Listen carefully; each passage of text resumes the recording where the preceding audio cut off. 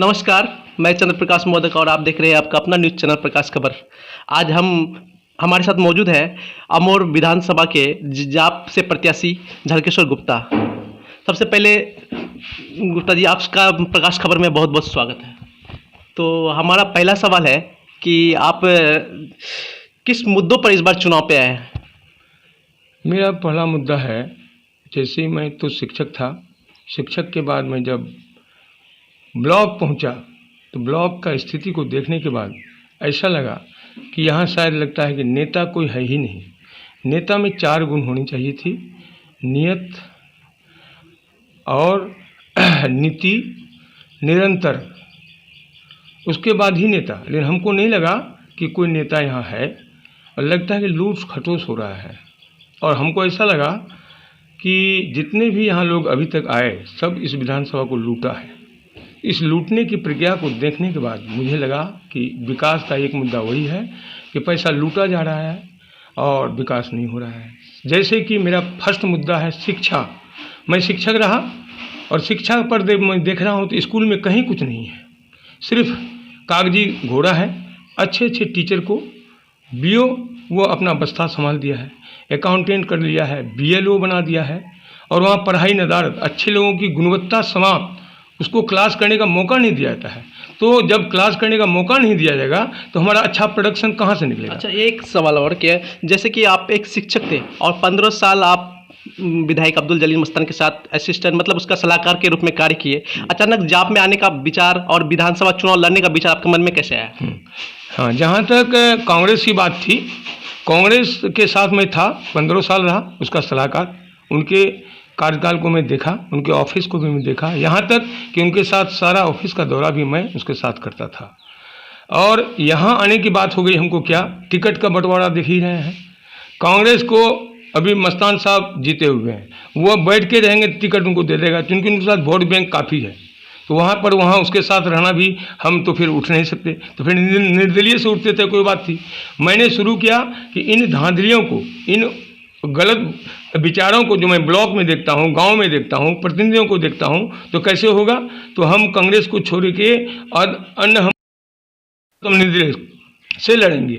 लेकिन इस बीच में हमारा जो पप्पू जी है, उनके साथ मैं दिया 1-2 बार। उनकी कुछ नीति से हमको अच्छा लगा कि वैसे आदमी यदि मुख्यमंत्री बन जाए तो शायद हमारे इस बिहार का काया पलट सकता है, क्योंकि वो गरीबों का मसीहा है और दलितों का मसीहा है, हरिजनों का मसीहा है, मुसलमानों का मसीहा है।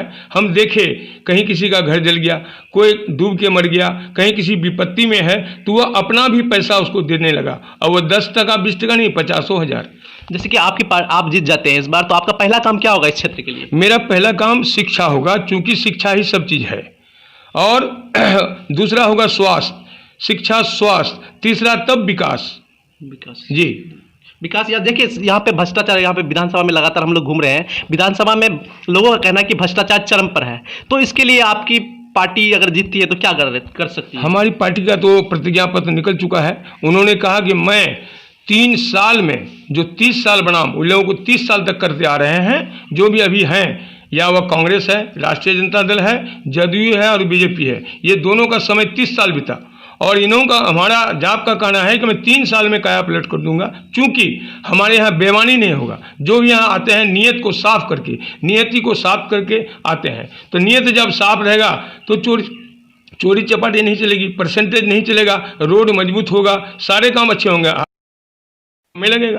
अच्छा, ऐसी कौन सी काम है इस विधानसभा में जो अब तक नहीं हुई है? आपकी नज़र में ऐसी कौन सी काम है जो अब तक इस विधानसभा क्षेत्र में लोगों के लिए नहीं हो सकी है? ठीक है, लोगों के लिए यह नहीं हुआ है कि हमारे यहाँ के लोग, मजदूर लोग, खास करके किसान लोग लीजिए, 90% हमारे यहाँ किसान है। 20% जो है खेतीहर मजदूर भी है, वो खेती भी करता है, मजदूरी भी करता है और पंजाब भी चले जाता है, पलायन हो जाता है। उसके लिए हमारी सरकार कोई कदम नहीं उठा पाई है, क्योंकि हर ब्लॉक में यदि एक बड़ा सा फैक्ट्री लगा दे तो हमारे यहाँ 50,000 आदमी, जो हर ब्लॉक से लगभग 25 से 50,000 आदमी बाहर चले जाता है। जबकि एक विधानसभा में 3 लाख आदमी है। पलायन भी यहाँ का मुख्य मुद्दा है। हाँ, पलायन मेन मुद्दा है कि इसके लिए एक बड़ी फैक्ट्री में बैठाया जाए और जो आदमी बाहर जाता है उसको यह फैक्ट्री में काम करवाया जाए। अमोर विधानसभा एक बाढ़ पीड़ित क्षेत्र भी रहा है, तो इसमें बाढ़ से बचने के लिए आपके अभी यदि आप विधायक बनते हैं तो इसके लिए क्या उपाय कर सकते हैं? मैं बाढ़ के लिए मैं बताता हूँ। मैं भी सीओ से मिला था इसके पूर्व, और अधिकतर लोग डूब के मरते हैं। दूसरा, नाव की व्यवस्था कहीं नहीं है। आपदा में प्रबंधन सिर्फ कागज पर होता है, अमली आदमा कुछ नहीं। मुखिया को भी पता नहीं चलता है, कम बैठक हो गई, नोटिस निकाल दिया, नहीं आया तो अपना कागजी दौड़ा दिया। अब यहाँ बाढ़ इलाका होने के कारण है, जहाँ भी पुल पुलिया नहीं है, नदी है, वहाँ के लिए नाव प्रबंध होना चाहिए। लेकिन नाव नदारत रहता है, जिसके कारण लोग तैर के आवाज़ करते हैं, जहाँ भूरा पड़ जाते हैं वो उलट करके डूब के मर जाता है।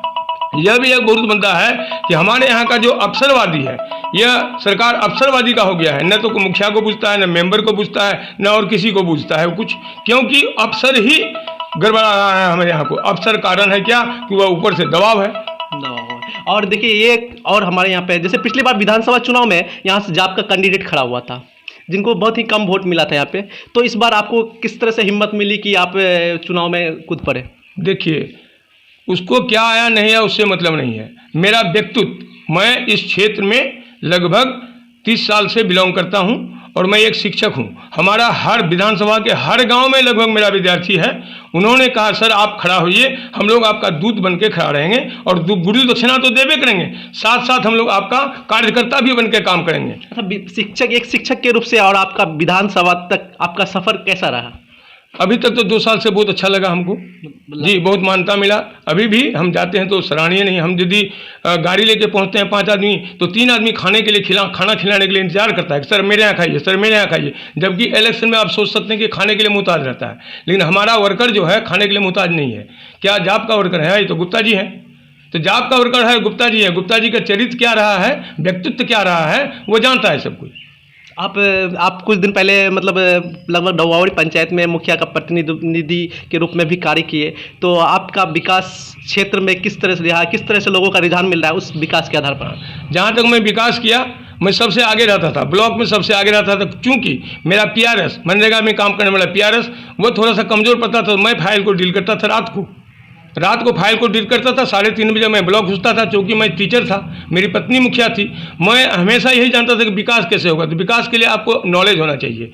जब नॉलेज होगा तो विकास होगा। और हम पैसा कैसे लाया जाता था, हम काम अप टू डेट करते थे, जिसके कारण बहुत विकास हुआ। मैं एक सोचिए कि हॉस्पिटल यहाँ बनवाया, MSDP का, जो देख रहे हैं कुल्हड़ी धार पर है। राजीव गांधी सेवा केंद्र, उसको बनवाया है कि नहीं। उसके बाद पंचायत सरकार भवन बनाने के लिए 15 फीट गड्ढा को मैं भरा, 52 डिसमिल जमीन, उसमें हम पहले पब्लिक से चंदा किए, चंदा चिट्टा करके लगभग 3.5 लाख पब्लिक का पैसा उसमें लगा के हम 4 फीट मिट्टी दिए। फिर जब उसके बाद मनरेगा से फिर उसमें एक योजना बना करके 3 फीट मिट्टी फिर मनरेगा के द्वारा उसको भर्ती किए, और अभी वह लंबित है। चूँकि हमारे यहाँ प्रतिनिधि का कोई वैल्यू ब्लॉक नहीं है, पैसा आया हुआ है और झंझट चल रहा है कि हमारा यहाँ बनना चाहिए, हमारा वहाँ बनना। जबकि मेरे यहाँ क्लस्टर संख्या बन चुका है, वह पंचायत सरकार भवन के नाम से आवंटित हो चुका है वो ज़मीन, लेकिन यहाँ प्रतिनिधि के चलते अब हम बड़ा तो हम बड़ा, इसके चलते अभी काम नहीं हो पा रहा है। जैसे यहाँ पे अभी 3 प्रमुख पार्टियां हैं, जैसे कि MIM भी नई पार्टी है और उभर रहा है, और क्या बोलते कांग्रेस भी यहाँ पे मतलब अपने गठजोड़पन लगभग 30 सालों से कांग्रेस का ये गढ़ रहा है। पिछले बार विधानसभा में 2010 में सबा जफर जीते थे, उसके बाद फिर मस्तान साहब जीते, 2015 में मस्तान जीते, 10 में सबा जफर जीते थे, 15 में मस्तान जीते। तो फिर यहाँ पे जाप अपनी किस तरह से यहाँ पे प्रदर्शन कर पाएगी? जहाँ तक मैं पार्टी की बात बताता हूँ, मस्तान साहब 30 साल जरूर 25 साल से हैं, तो 15 साल हमको लगा कि यह पार्टी के, पहले तो वो निर्दलीय से आए थे, 10 से 15 साल जब मैं उसके साथ रहा तो पार्टी का काम किया। मैंने पार्टी के लेके ही, हमारा दादा भी कांग्रेसी थे, बाबूजी भी कांग्रेसी थे, तो मैं भी उसके साथ रह गया कि भाई कुछ सीखना चाहिए, और 15 साल मैं उसके साथ निभाया। 15 साल के बाद में मुझे ऐसा लगा कि यह कांग्रेस पार्टी की ओर से नहीं जीत रहा है, यह बंगाली जाति की ओर से यह जीत रहा है, क्योंकि बंगाली का जाति 1 लाख अभी 16,000 है। इस जाति से वो बिलोंग करता था। जहाँ तक सबा जफर की बात है, वो तो दल बदलू है, कुछ दिन पहले वो तस्लीम साहब के साथ राष्ट्रीय जनता दल में काम किए थे। वन डे प्रोग्राम में उसको बीजेपी का टिकट मिल गया। फिर अभी की जहाँ तक बात है, वन डे प्रोग्राम क्या, 1 घंटा, 1 घंटा के अंदर में उसको बीजेपी का निर्देशन करा के जदयू का टिकट उसको दिलाया और उसको कहा कि भाई यहाँ मुस्लिम को टिकट दिया जाएगा तभी जदयू जीतेगा। तो इस तरह से हिंदू मुस्लिम ये अभी कर रहे हैं नीतीश कुमार जी, जबकि हमारे यहाँ ऐसी कोई बात नहीं है। हम लोग एक साथ रहते हैं, एक साथ खाते हैं, एक दस्तरखान में खाते हैं। और हम नमाज पढ़ने जाते हैं, वही वजू करने जाता है लोग, या फिर नमाज कर जनाजा में जाते हैं तो हम उसमें भी शामिल होते हैं। वो लोग हमारे जलाने में जाते हैं तो वो लोग जलाने में भी शामिल होते हैं। तो हम हिंदू मुस्लिम तो करते नहीं हैं। और हमारा पार्टी जो जाप है यह भी हिंदू मुस्लिम नहीं करता है। मुस्लिम के लिए भी उसी तरह से लड़ाई करता है, हिंदू के लिए भी उसी लड़ाई करता है, दलित के भी लिए वैसी लड़ाई करता है। मैंने ये कहिए कि अपना जीवन को न्यौछावर कर दिया है। जिस प्रकार हमारे जाप के नेता कहते हैं कि मैं सिर्फ अपने बाप का बेटा नहीं हूँ, मेरे लिए सब कोई बाप है, मैं अपना माँ का बेटा नहीं हूँ, मेरे लिए सब कोई माँ है, मैं बहन के लिए कुछ नहीं करता हूँ, सब बहन मेरा है। मैं अभी बीबी हमारी दिल्ली में रहती है और हम यहाँ रहते हैं। क्यों? 6 महीना से बीबी से मिलने नहीं गए, 6 महीना से हम बच्चे से मिलने नहीं गए, क्योंकि वो जनता जनार्दन को ही सब कुछ मान रहा है। ठीक उसी प्रकार मेरा भी उद्देश्य है कि मैं सिर्फ जन्म लिया हूँ अपने लिए नहीं, अमीर हूँ तो अपने लिए नहीं, गरीब हूँ तो अपने लिए नहीं, तो मैं सबके लिए जीता हूँ। आपका बहुत बहुत शुक्रिया गुप्ता जी, और हमारी टीम की तरफ से भी आपको चुनाव के लिए बहुत बहुत शुभकामनाएं हैं।